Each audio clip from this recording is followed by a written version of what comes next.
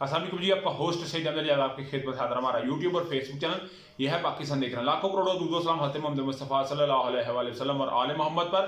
जैसे ही मैं आपके साथ ये बात कर रहा हूं तो एक बड़ी अहम मीटिंग जो है, बल्कि एक नहीं दो मीटिंगें कॉल कर ली गई हैं पाकिस्तान के वजीर आज़म जिस वक्त है शहबाज शरीफ साहब। एक्चुअली हुआ यह है कि मैंने रात को बताया था कि जैसे पीडीएम का इजलास होता है, उस पीडीएम के इजलास के अंदर दो जो है वो सोच सामने आती है, दो माइंड सामने आते हैं। एक वो माइंड है जो कि पीडीएम का माइंड है, वो कहता है कि नहीं जी, हर सूरत हमने पंगा लेना है, हर सूरत हमने हर्डल क्रिएट करनी है।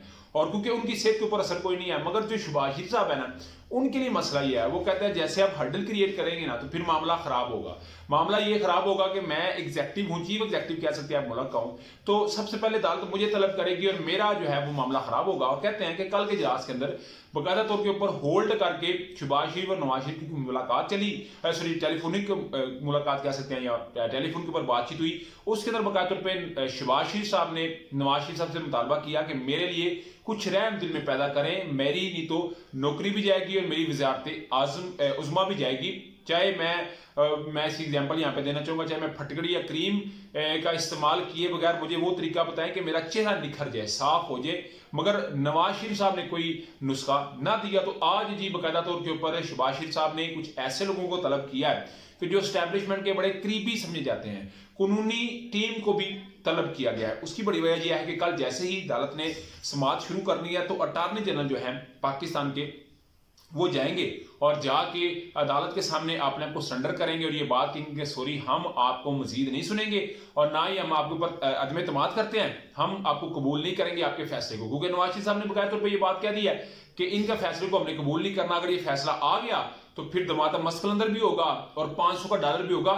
ये इसका मतलब है प्लानिंग, प्री प्लानिंग पहले से तैयार करके रखी गई हुई है, सिर्फ उसकी इंप्लीमेंटेशन कल से अमल उसका आगाज हो जाएगा। तो आज ही शहबाज शरीफ साहब ने इसी जुमर को देखते हुए कि नवाज शरीफ साहब मान नहीं रहे, मेरे कल दो जो है वो बड़े तगड़े किस्म के ब्यूरोक्रेट जाने अदालत के अंदर, सेक्रेटरी खजाना, सेक्रेटरी फाइनेंस, वो सेक्रेटरी डिफेंस और सेक्रेटरी खजाना जो, तो हम क्या करेंगे, हमने आइंदा का लाहेमल क्या लेना है। तो स्टैब्लिशमेंट के करीब आप समझते हैं मलिक अहमद खान साहब जो जिसकी डिक्की में बंद होके ये जाते रहे, इस चीज को उन्होंने डिनाई नहीं किया, उनको बुला लिया है, कानूनी टीम को बुला लिया है और इस पर तगड़ी किस्म की मुशावरत की जा रही है कि सांप भी मर जाए और मेरा जो स्टिक है वो भी बच जाए, मुझे बताएं मैं करूं तो क्या करूं। ये एक्चुअली जो है इस वक्त मामला चल रहे हैं, क्योंकि हमारी बात कोई, आप जानते हैं मैंने आपके साथ बात की थी कि आज फवाद चौधरी साहब ने बकायदा ये बात कही है कि फिर अगर अदालत का हुक्म नहीं मानेगी तो अदालत फिर वज़ीर आज़म के थ्रू मनवाएगी और आर्टिकल 6 का इतलाक हो सकता है। ये एक बहुत बड़ी बात है कि अगर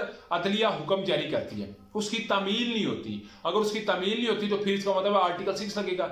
एक जफर इकबाल साहब जज जो हैं सेशन कोर्ट के, सिर्फ वो कहते हैं कि इमरान खान साहब को पेश करो तो यहाँ पे डीआईजी तक जाते हैं, ऑपरेशन होता है, ग्रैंड ऑपरेशन होता है, रेंजर तक को बुला के उसके ऊपर सारा मामला किया जाता है। तो क्या सुप्रीम कोर्ट के ऑनरेबल चीफ जस्टिस साहब अगर कहते हैं तो क्या उसके ऊपर वज़ीर आज़म अमल नहीं करेंगे? क्या उस पर इदारे अमल नहीं करेंगे? क्या उस पर आईनी इदारों का किरदार नहीं होगा? ये एक बड़ा सवाल कल से जो है वो जन्म लेना उसने शुरू कर दिया। उधर जी फवाद चौधरी साहब ने बकायदा तौर पर ये बात कही है।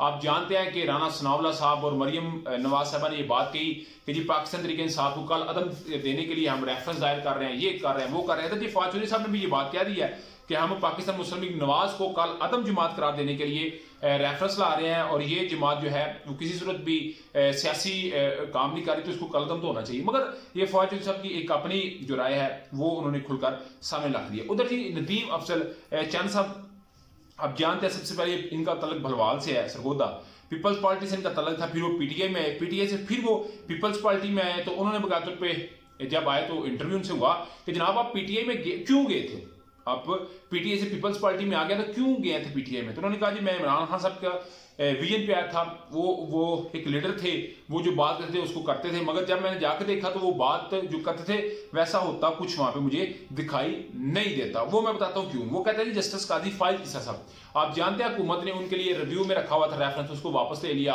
और कहा कि जो उनके अहले हाना भी इससे मुतासर हो रहे हैं, इससे सारे लोग मुतासर हो रहे हैं, उनकी साख मुतासर हो रही है, तो हम इस रेफरेंस को भी वापस लेते हैं, कोई मजीद कार्रवाई नहीं करेंगे। हालांकि ये 2 साल कार्रवाई चली है और इसकी सजा चीफ जस्टिस साहब कहते हैं अदालत को भुगतनी पड़ी। तो नदीम अफजल चंद साहब ये कहते हैं कि मैं जस्टिस काजी फाइज साहब का मामला झूठ समझता हूँ, इमरान खान साहब ने ये रेफरेंस नहीं दायर किया। कहता है कबीना में सारे फैसले मेरे सामने होते रहे। कहता है कबीना की एक मीटिंग थी, आप जानते हैं मशीर है इमरान खान साहब के। कहता है कबीना में मीटिंग थी, काजी फैजल साहब का मामला आया तो पूरी कबीना ने और इमरान खान साहब ने ये बात कही कि मैं इनके लिए कोई रेफरेंस दायर नहीं करूंगा। मगर वो कहते हैं जी, आप जानते हैं ना फरोग रसीम साहब एक दिन के लिए इस्तीफा दे के आए थे और उन्होंने आके सारे मामला को देखा, काजी फैजल साहब का रेफरेंस बनाया। तो जो नदीम अफजल चंद साहब है वो कहते हैं कि जनरल फैज अमीर साहब, क्योंकि ये पीटीआई बात करती है तो मैं भी ये बात करने में मुझे भी कोई दो राय नहीं है, तो कहते हैं जनरल फैज अमीर साहब, जनरल आसिफ गफूर साहब पूरी की पूरी पीटीआई को चलाते थे। यानी उनका इनडायरेक्ट वे से कहना यह है कि काजी फाइज ईसा साहब के लिए जो रेफरेंस दायर किया गया है वो इमरान खान साहब नहीं बल्कि बड़े इदारे से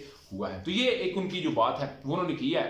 नदीम अफजल चंद साहब ने जो मेरा एक तजिया मैंने आपके साथ किया था वो आज सामने आ गया है। उधर जी इमरान साहब ने भी जी कल की सूरत को देखते हुए बड़ा अहम वकला का एक इजलास तलब कर लिया है और अभी इश्तियाक जो खान साहब हैं सुप्रीम लाहौर हाई कोर्ट के जो सदर हैं उन्होंने मुकद्दर पर यह ऐलान कर दिया है कि जो आईनी इदारों का एहतराम नहीं करेगा तो फिर लीगल फैकल्टीज जो हैं वो इनका जो है वो दिफा करेगी और हर सूरत रोडों के ऊपर आएगी। तो इमरान साहब ने भी जी वकला का बड़ा एक अहम इजलास जो है तलब कर लिया। उसमें यही बात डिस्कस करनी है कानूनी और आईनी टीम से कि अगर कल नून लीग इस पे एहतजाज करते तो हमने किस तरह अदलिया को बैक देना है, किस तरह हमने उनके पीछे आकर खड़े होना है। तो ये एक बड़ी अपडेट होगी, आप तक लाजमी शेयर करेंगे। अभी तक का व्लॉग था, अभी तक की अपडेट थी। व्लॉग वीडियो पसंद है तो फिर चैनल को लाइक सब्सक्राइब अपने दोस्तों शेयर कर लीजिए। नेक्स्ट व्लॉग के लिए होस्ट को इजाज़त दी। अस्सलाम वालेकुम।